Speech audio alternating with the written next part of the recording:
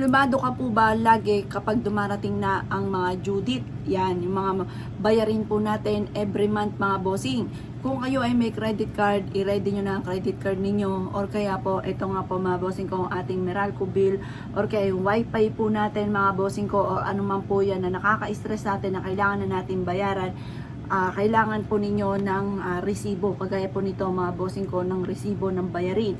Or kaya po, kung may utang ka sa tao, isulat nyo sa isang malinis na papel ang tunay niyang pangalan at apelyido at sabihin kung magkano yung amount na babayaran nyo po sa taong ito. Gawin nyo po ito ng Tuesday or Friday. Yan ang mga pinakamabisang araw pagtingin sa mga psychic, albularyo. Or kaya pag abala ka sa mga ganyang araw, gawin nyo po ito ng alas 7 ng umaga at humarap ka sa gawing silangan kung saan naliwanag ang sinag ng araw. At pagkatapos mga bossing ko, kumuha po kayo nito.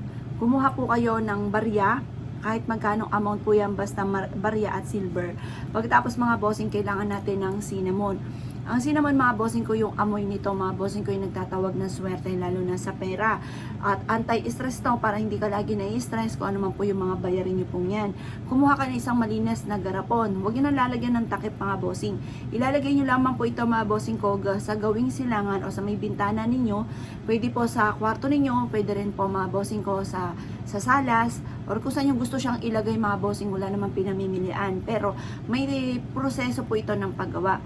Ngayon po, hawakan nyo muna ito at sa pagtapos ay sabay ka magwi-wish. Sabihin nyo po dito na kayo po ay nagwi-wish na mabayaran nyo na kaagad ito at hindi ka na mamblema sa araw-araw na mga gastusin ninyo at lahat ng mga bayarin ninyo na nape-pressure ka na, hindi ka na makatulog sa dami ng utang po ninyo. Gawin nyo po ito mga bossing para makabayad ka kaagad. Sabihin nyo, makakabayad ka agad ako sa lahat ng aking mga pagkakautang. Halimbawa mga bossing, ito halimbawa ngayong buwan na to.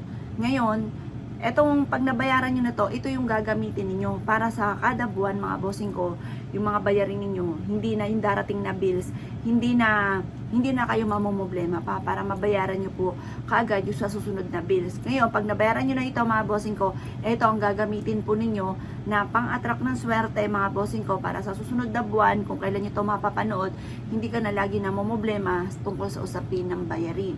Or kaya po yung credit card ninyo, pwede nyo po itong ipalaminate, tapos yun ang gamitin po ninyo dito mga bossing. At sabihin nyo, makakabayad ka agad ako sa aking mga pagkakautang. Kung may naniningil sa inyo, may mga utang ka sa mga Bombay, mga pa 5, 6 or ano man po yan mga bossing ko na inutangan po ninyo, mga lending, isulat nyo po dito yung pangalan ng lending, yung pangalan ng basta yung mga inutangan po ninyo, tunay na pangalan at apelyido, at sabihin nyo makakabayad ka kaagad at hindi ka na muli mangungutang pa. Or wala namang masama mangutang mga bossing ko, basta may pambayad ka palagi, ang lagi i-wish, magkakaroon ako ng maraming pera at makakabayad ka agad ako sa aking mga pagkakautang. Ganun lamang inyo pong gagawin. Kaya ako kinaniniwala, gawin nyo po ito ng puno-puno ng pagiging positibo at kayo pa mga bossing kayo ugalin ang mga salita ng mga magaganda.